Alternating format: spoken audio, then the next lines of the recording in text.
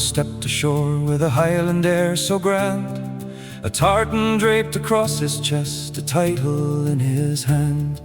He never spoke of secrets, never hinted at a scheme, just a Scottish lord in exile with a nobleman's esteem.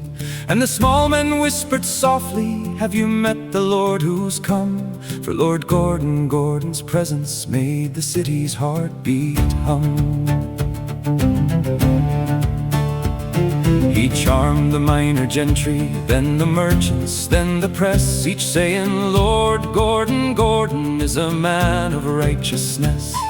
He never asked for favors, he let others make the leap. Introduce him to your circle, his convictions run so deep.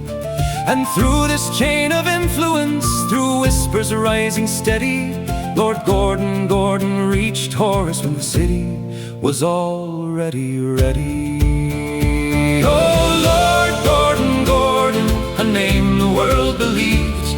He moved through gilded drawing rooms with grace no one perceived. He fooled the mighty easily, but never broke the spell.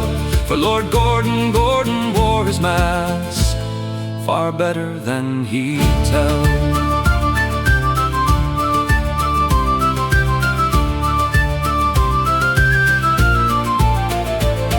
Horace Greeley met him last, not first but with respect. For every man who vouched for him made Horace genuflect. Lord Gordon seeks justice for the eerie line, they said, and Horace, trusting reputations, let the nobleman be led. So he opened doors to power, thinking truth was being served, never knowing Lord Gordon was the sharpest mind he'd ever heard.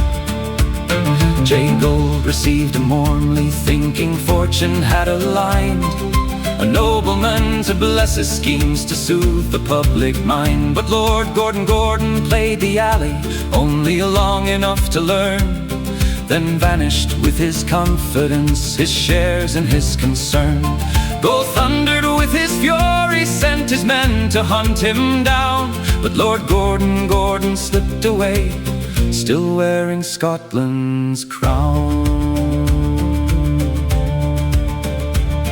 In Manitoba's quiet, he lived as he had been.